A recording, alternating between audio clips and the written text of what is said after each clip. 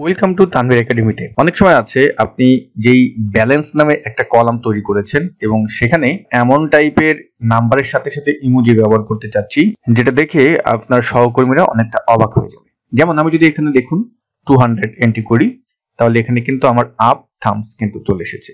তারপর যদি এখানে আমি -25 আমি এন্ট্রি করি, তাহলে কিন্তু দেখা যাচ্ছে যে আমার থামস ডাউন চলে এসেছে। এই যে ব্যাপারটা, এটা আমরা মাইক্রোসফট এক্সেলে কিভাবে করব আজকের ভিডিওটিতে শিখব। তো ডিয়ার ভিউয়ার্স, আমি দেখানোর জন্য এখানে কিছু নাম্বার এন্ট্রি করে রেখেছি অলরেডি, যাতে আমি এই ফরম্যাটটা ব্যবহার করলে অটোমেটিক চলে আসে।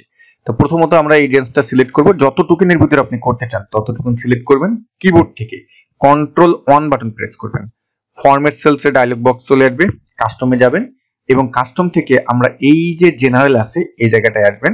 এখানে এসে এই জেনারেলের টাইপে এগুলো উঠিয়ে দিবেন। আমরা এখন যেটা করব, দেখুন থার্ড ব্র্যাকেট, তারপর আমরা যেটা দিব যে আপনি এখন এখানে একটা কালার সেট করতে চাচ্ছেন, পজিটিভ থাকবে, সেটা হবে ব্ল্যাক কালার। তো আমি এখানে বিএলএসি কে ব্ল্যাক দিয়ে দিলাম, আবার ব্র্যাকেট ক্লোজ দিলাম এবং এখানে পজিটিভ ভ্যালু হিসেবে আমরা এটাকে 0 হিসেবে কল করব। এখন যেটা করব, উইন্ডোজ ডট বাটন প্রেস করবেন, উইন্ডোজ ডট। এখানে দেখতে পারবেন আপনি এই যে থামস আপ আছে, আমরা এই আপ দিয়ে দিলাম। ওকে, এখন এটা ক্লোজ করব এবং এবার আমরা ক্লন দিব।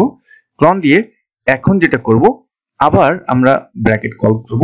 কল করে এখন আপনি যেহেতু নেগেটিভ ভ্যালুর জন্য চাচ্ছেন, তার নেগেটিভ ভ্যালুতে আমরা রেড দিব, আবার ব্র্যাকেট ক্লোজ দিব এবং এখানে -0 দিব। -0 দিয়ে এখন আবার উইন্ডোজ এবং ডট বাটন প্রেস। এখন আমাদের এখানে দেখুন থামস ডাউন আছে, আপনি থামস ডাউন দিয়ে দেন এবং এটা ক্লোজ করে দেন এবং ওকে দিয়ে দেন। ওয়াও, দেখুন কত সুন্দরভাবে উঠে গেল।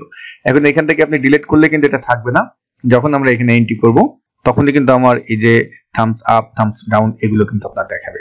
আমরা এখন মাইনাস দিয়ে যদি একটা এন্ট্রি করি, দেখুন সুন্দরভাবে দেখাচ্ছে।